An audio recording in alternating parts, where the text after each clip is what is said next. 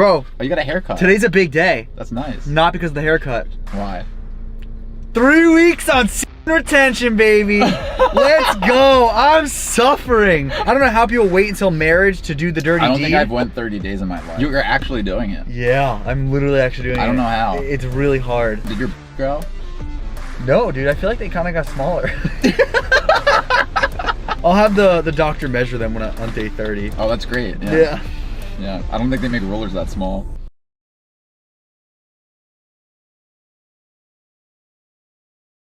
What's up, guys? Derek, moreplates.com. Today we're going to be talking about NoFap and semen retention and what can be gained from it, if anything. There is a lot of, dopamine detoxes going on in the world now. You know, this is a fad of sorts, and people are claiming massive benefits from, abstaining from fapping or abstaining from porn plus fapping or abstaining even from sex entirely, or just abstaining from ejaculation, which is what Jesse James West embarked on for 30 days.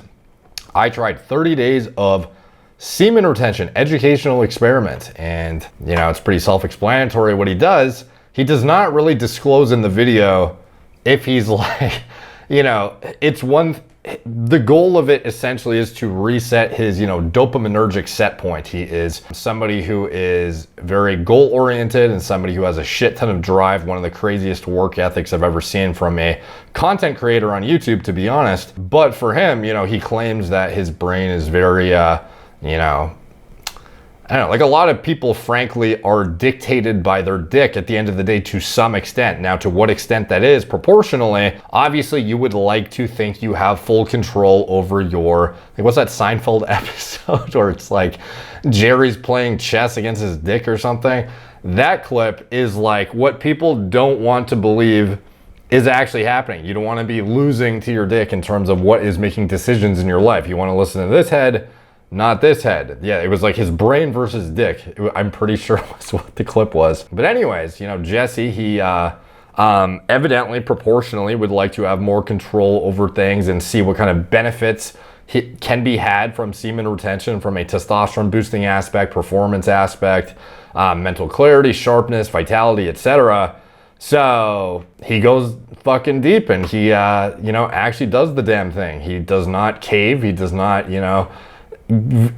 screw up and bang his girlfriend or something. Well, actually, it's pretty unclear if the guy did anything during the time and he just didn't ejaculate or what, because hypothetically, and this is one way I think a lot of guys cheat themselves out of the actual results to be had from this stuff, is they will do NoFap or semen retention, but then they'll still watch porn, or they will do, now again, don't abstain from sex unless you're like a sex addict or something. Like if you have a girlfriend and a healthy relationship, regular sex is very, very important. Like, one of the main things that will kill you quickest is loneliness and lack of human touch and interaction, to be honest. Like that is shown in the literature to be one of the main factors in terms of what is going to accelerate you towards death. If you have no will to live because you have no high quality relationships established, you are, you just simply are going to not have the will to go on as much as a guy who has healthy relationships with friends, family, the opposite sex, etc. So anyways, Jesse goes into it and he gets his baseline bloods done to assess where he's at. And they have a comparison to where his bloods were last year, apparently, when he had his testosterone levels checked. And it's kind of an interesting before and after to get the baseline of day one of semen retention. So we'll go through the intro really quick, and then we'll jump to the blood test results. For the next 30 days, I'm attempting one of the most insane challenges I have ever dared to try. This has been a much harder day than all the other days before. I want to punch a hole in the wall. This is a medical experiment conducted by trained professionals here at Harvard University. Do not try this at home. Very few men have successfully completed this challenge, and we're going to be taking on 30 days of semen retention. Now, what's this challenge about? Not to be confused by NoFap. Please elaborate. Everybody's talking about all these amazing benefits. Take control of your body. Semen retention. And yes. People are addicted to it. It is the modern day cigarettes. Why would somebody want to do this? I think I'm literally losing my mind. Wish me luck, because this is going to be hard.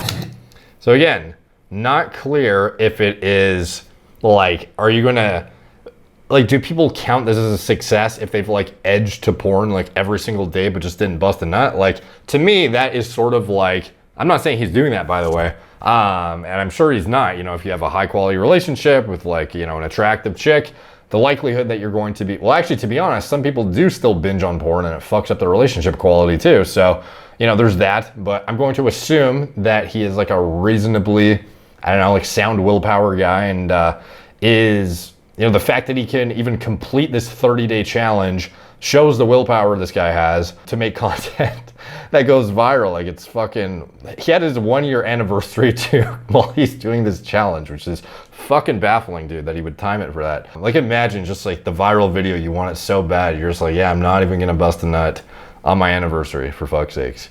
Not compromising it for anything, dude. So anyways, the whole idea though, like I said from the beginning, is resetting your, you know, dopamine system, essentially, where you're not acclimated to essentially be seeking pleasure to the extent where you are at every single opportunity just like cranking your fucking meat, spanking the monkey, and watching a shit ton of porn, desensitizing yourself to real life things, and just fucking up your brain. Like, if your pleasure reward system is all like screwy because you're so used to, you know, rewarding yourself for not even putting in work and just like sitting in a chair and watching porn, like that bleeds into your actual life in terms of goal setting, achievement, high quality relationships, etc. And you know, Jesse's obviously, you know, just trying to see what happens to with his blood test levels. So anyways, you see him on day 30, he's looking pretty fucking pretty white, bro. It's looking like a young Stallone here almost. It's like Rocky fucking 2022, bro. So anyways, goes to the blood test, gets his blood drawn, and then he compares it to his baseline results from, like, this baseline is compared to his last year results when, again, the factors included in this video that should be noted are he is dieting down, doing cardio on a very regular basis, like not just normal cardio where it's like, you know, you're getting your steps in, presumably. Like, he's actually getting up and doing like, you know, 40 minutes on the, like some stationary bike, elliptical, you know, step or whatever it is, plus lifting, plus being malnutrition from a calorie deficit to get as lean as he can. I think he's going to be competing at some point. So these are obviously impactful on gonadotropin output, testosterone secretion, fertility metrics overall. So, you know, he's doing, like, there's factors in this experiment too that are going to skew the results very significantly. So for him, let's just get into it and then I'll give my interpretation. So he gets the blood test results. He sits down with I'm not sure who it is, patient care coordinator or something. Higher, hopefully there's better blood work, I'm healthier, and we'll see if retention really works. Okay, so I need to know my testosterone results. Okay. Have you looked at them yet? I have. Oh, you have? I just looked at Oh, them, God. So, yeah. Oh my God, don't give me that look. Yeah. Let me hear the numbers. Yeah. I don't even want to look. Okay, so total testosterone. We know that's all the testosterone you have in your body. Yeah, I'm nervous. Total testosterone, our range is 250 to 1100. We're at 476. That's up. So That's what up is 20. that up from last That's time? up 20. Let's go. But then we go to... The free test what matters. Yeah. Right? So free, 46 to 224 is the range. You're at 40.7. The last time you were at 61. So a hypogonadal free test level. Not looking good, bro. So we go back, let's circle back to the total test. Oh my God, don't give me that look. So total test, we all know that's all the testosterone in your body. And the range is 250 to 1100. A pretty wide range at Quest. They are pretty generous with, you know, where average males are nowadays. I would be shocked to see how many people are at 1100 naturally. Not very many nowadays, bro. But anyways, where is Jesse landing? He is pretty thrilled with his 476. You can see his face, the fucking fist of achievement being thrown up here. He has gone up about 20 points, he says. That's up. So That's what up is 20. that up from last That's time? up 20. Let's. So again, total test. That is simply representative of total test that you have produced in your body, like she says. And then free test is the testosterone that is not bound to binding protein. So you have albumin bound, sex hormone binding globulin bound, and that is where you would differentiate between like freely active circulating testosterone to get into target tissues and actually, you know, cause gene transcription and do like all the shit that testosterone is actually meant to do once it binds to the receptor. And for him though, like that is the one, that's why he says that's the one we care about, right? Because that is the one that is not just like bound up, floating around, not actually really doing anything. And his is in the hypogonadal side of the spectrum. Go! But then we go to The free test what matters, Yeah. right? So free 46 to 224 is the range. You're at 40.7. The last time you were at 61. So again, what would be causing that? Again, that is going to be related to the binding proteins in general, because obviously if you have a lower SHBG, you're going to have more of that total test, which is a normal total production. It is, if you have a low free test, it does not mean that you're not producing enough tests. Rather, there is some sort of dysfunction at the liver, or you are malnutritioned, or whatever it is that's causing your binding proteins to elevate. Maybe you're carb deprived, you've been keto dieting for too long. There's a lot of things that can elevate binding proteins very significantly. You know, even in women, you know, combined oral contraceptives, one of the fucking most impactful things on spiking SHBG through the roof, which then binds up even more highly disproportionate amount of free test in women, to where regardless of how much they suppress their total T from the combined oral contraceptive, the free test drop they experience is even more significant and impactful, and is why a lot of women end up having, you know, like low sex drive when they're taking birth control, or being completely asexual entirely. Like that is not uncommon, to be honest. So again, Jesse is down there, you know, that is a concerning free test level. However, he's dieting down presumably pretty aggressively, doing excessive cardio above and beyond what would be normal for his like set point for you know, basic fitness and shit. And he's a very lean guy, and he is grinding his face off consistently, probably low sleep consistently, traveling all the time. He's genetically blessed, so he can get away with what he does to whatever extent he, you know, the stresses he imposes upon himself. But ultimately, you know, your hormone levels will fluctuate very, very quickly accordingly based on what you were imposing on yourself at the time. So if you have, you know, multiple nights of drinking, you know, your liver might look like it's in a pretty fucked up state. If you have, you know, many nights in a row of like less than high quality sleep, or the duration is not satisfactory, like the difference in just a couple hours lopped off your total sleep, very, very significant. Like I posted a clip recently where Rogan and I were talking about the impact on, you know, like a 4-hour versus an 8-hour night of sleep, and what that's going to do. Like it's literally like a performance enhancing drug, going from 4 hours or 5 hours or 6 hours to 8 hours of high quality sleep. Like the dose dependent relationship of benefit you get out of that is like fucking like so obvious, and it's one of the most overlooked factors for performance, in my opinion, as well as attenuating, you know, potential disease outcomes, progression of cancer, you know, so many things. So anyways, for Jesse, I think this is a lot driven through his dieting. I can't see his gonadotropins in the blood test results to give any, you know, like assert any, you know, suppression from exogenous things, or you know, the fact that his SHBG is so fucking high though, like his total test looks normal. It's his SHBG that is, just binding proteins in general seem to be pretty goddamn high for his free test to be this disproportionately low to his total. So again, it seems to be suppression via dietary, lifestyle induced things. So not too great for your baseline on NoFap, but you know, he's dieting, like I said, and he's going to see if he can boost those levels back up after 30 days of semen retention. I should say semen retention, not NoFap specifically, because for all we know, this guy's edging every fucking night. We have no idea. Really? Yeah, so you came down a little bit. And then the bioavailable, again, just another form of the active form of testosterone. 90.8, the range is 110 to 575. So something to clarify here, she says, another form, she's talking about bioavailable tests now. Yeah, so you came down a little bit. And then the bioavailable, again, just another form of the active form of testosterone. So another form of the active form of testosterone. So that's not very helpful or for elucidating what exactly it is, to be totally like provide clarity on it. When you see this on your blood test result, it is indicative of albumin-bound testosterone. It's not going to be the sex hormone binding globulin-bound testosterone as well. So when you have free, that's literally no binding proteins. It's just freely circulating, ready to induce activity in target tissues. However, with albumin-bound, this is considered like weakly bound.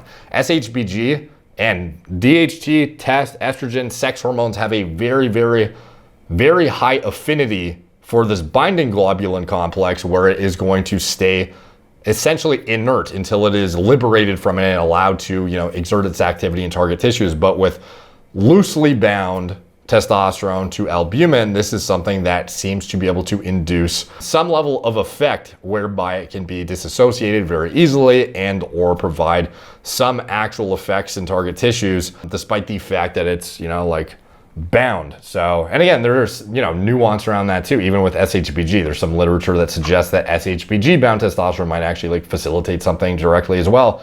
But no one really fucking understands that. But ultimately, at the end of the day, you have to understand the calculation of this stuff is dictated by total amount you produce is your total test. So this is indicative of the quality of your testes, how much you were actually producing overall. And this is your overall function. Now, at the binding protein level, free test, this is not indicative of your production of testosterone. That at your testes level, you've already determined how on the spectrum of hypogonadal are you, essentially, how much are you producing?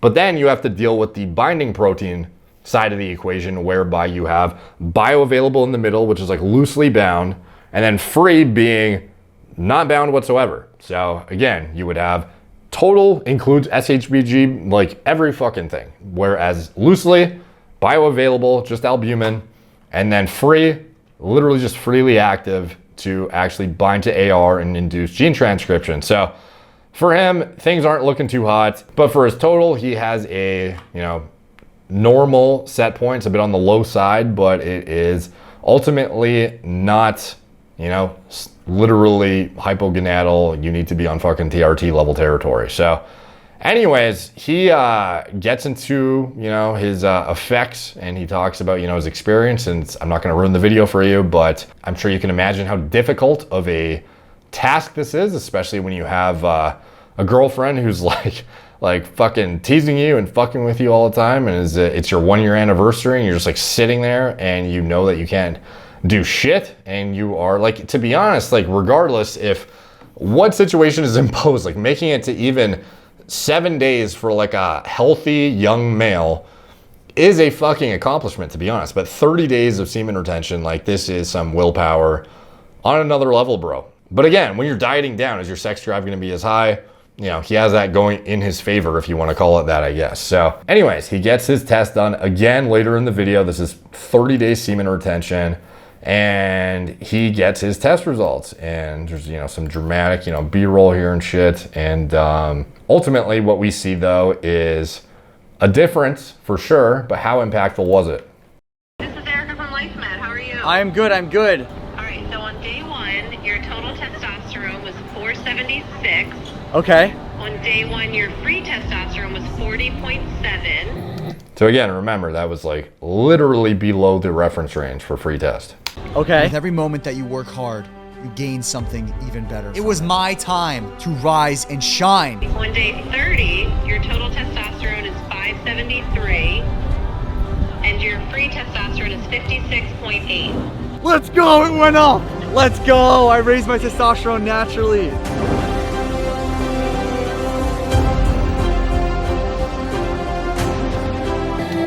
So the interesting thing would be seeing his gonadotropin output during the same result, and where his binding proteins were and all this kind of stuff.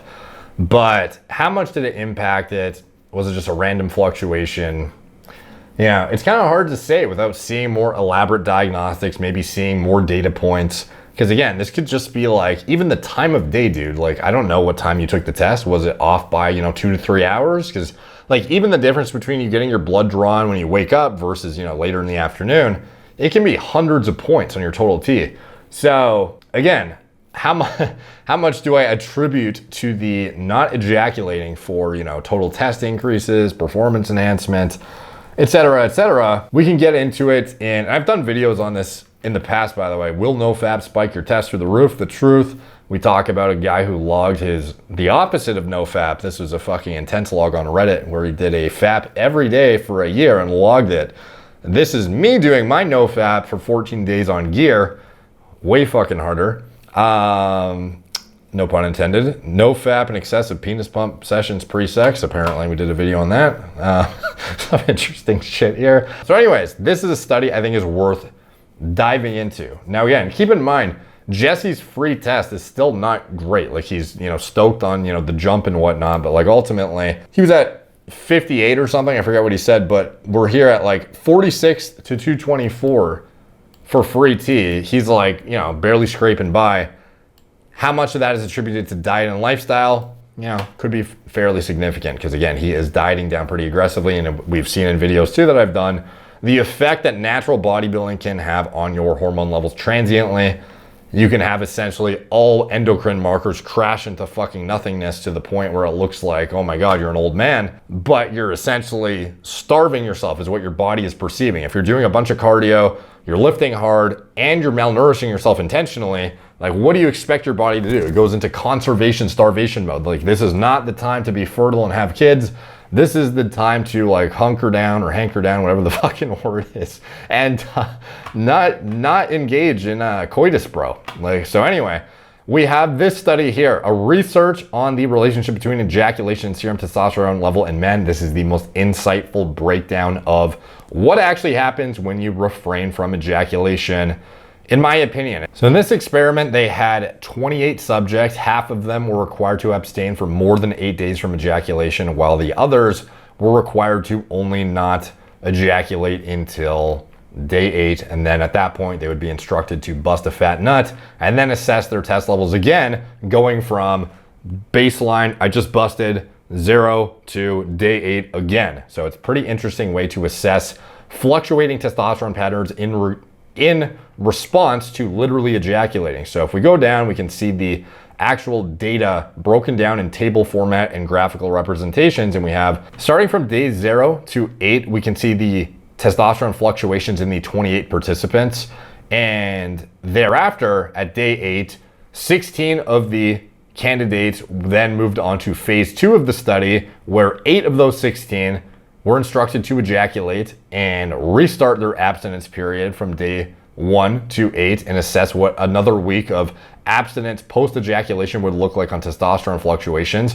Whereas group 2, the other 8 individuals of the 16 that entered phase 2 of the study, were instructed to continue to refrain from ejaculating. These individuals in group 1 just went until day 8 and then busted a nut and then were abstinent for another 7 days here, and we see what happens to their testosterone levels again. This is to identify what happens in a sort of periodical, like, I don't know, periodized time frame of busting, like periodizing your ejaculation frequency in order to maximize testosterone spikes and potentially performance. An interesting discussion. So again, from day 0, we had 28 individuals who were abstinent until day 8, and we can see a very clear pattern. We have testosterone levels basically staying the same until about day 6, where they start jumping up quite significantly.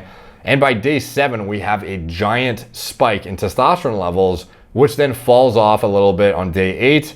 And again, thereafter, we had 8 individuals of those 28 continuing in phase 2 of group 2, where they continued to abstain from ejaculation. And we can see that testosterone levels actually go back down to baseline and remain there. So these individuals that were doing, semen retention for 16 days straight, they saw a spike of testosterone quite significantly and obvious at day 7, which then fell off the map essentially and went back down to baseline and stayed there thereafter. So whatever, periodized spike you would get from,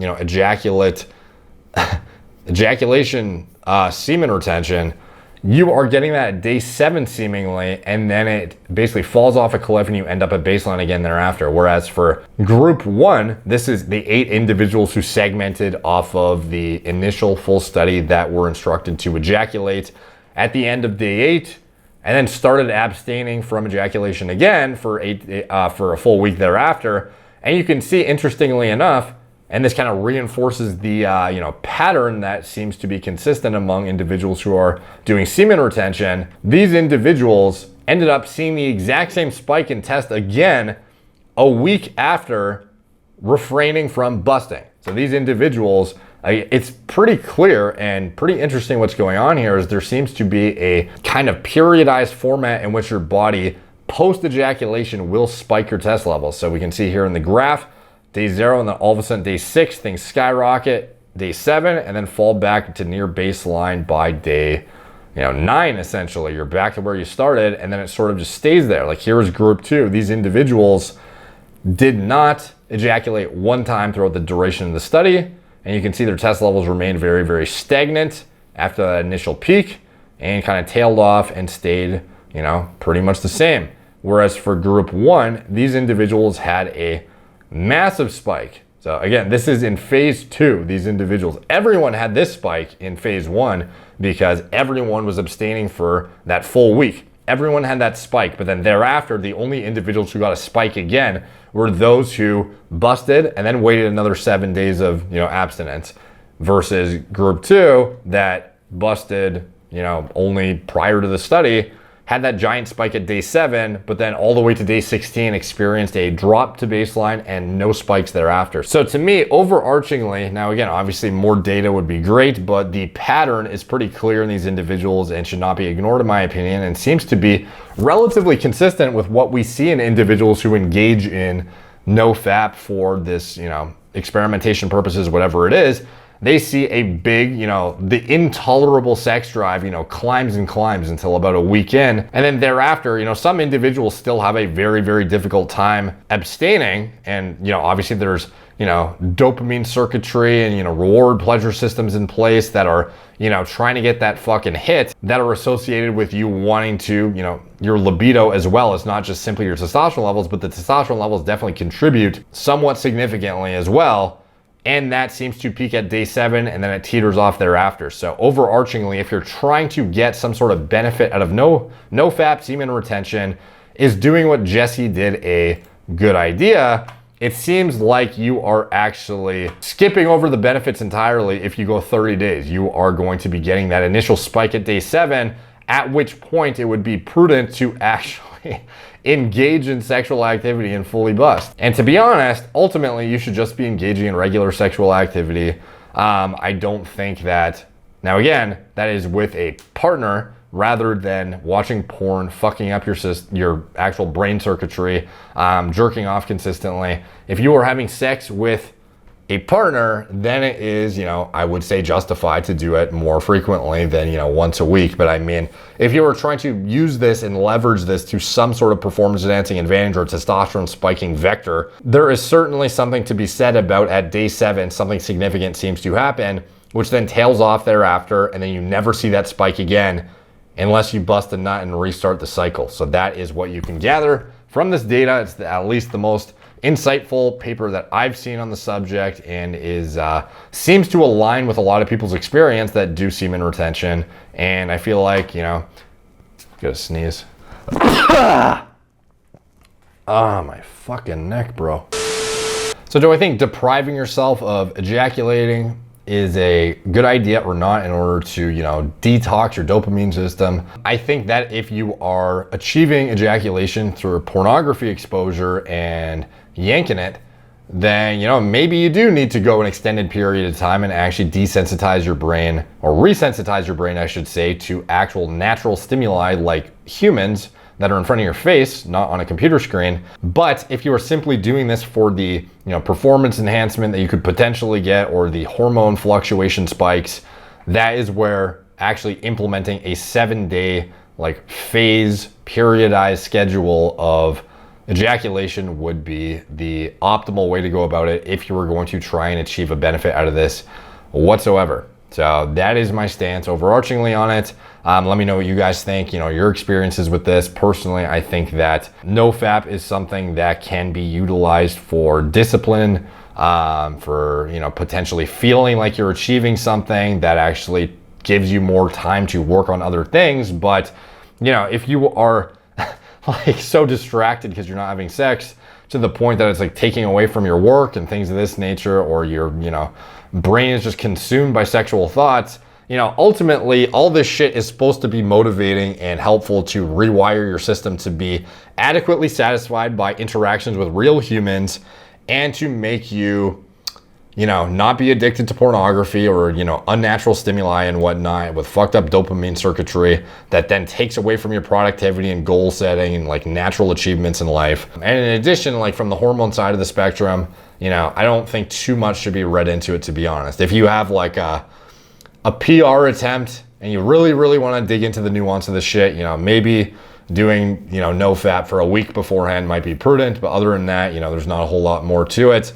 Although I can say for certain though, if you do want to have better sex with your partner and you aren't seeing them on a daily basis and you're seeing them, once or twice a week, not fapping between those, visits is very, very impactful on the quality of sex. You will be such a more like so much more savage in the fucking sack if you don't jack off for a full week and then you see your girl versus if you jerk off every day and then you see your girl. The difference in sex, in addition to the sex quality for you as a man, massive. So, and I'm sure a lot of you guys can attest to that. So let me know your experiences in the comments down below, what you guys think in general about nofap, semen retention, all this stuff. It's an interesting trending topic, and I think it can be beneficial for certain individuals, context dependent, but for many others, just be mindful of the what has been mentioned in the video and these data points that I mentioned as well. So anyways, all comments help the algorithm. Much appreciated. Like, subscribe, check out my blog, moreplacemordates.com, follow my Instagram,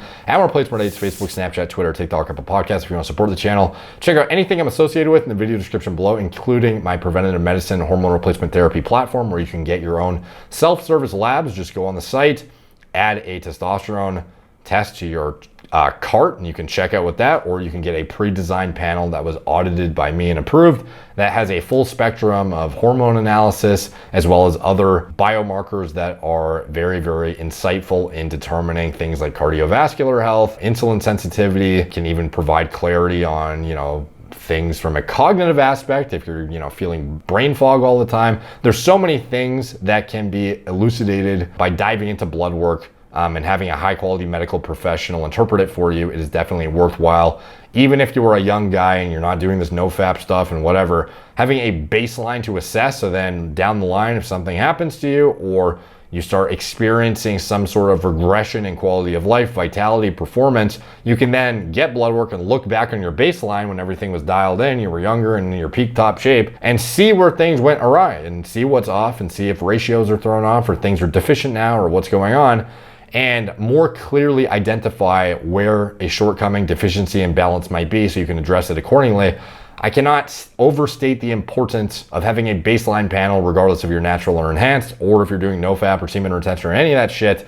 Getting a baseline panel is definitely warranted in my opinion. So you can check that out if you want.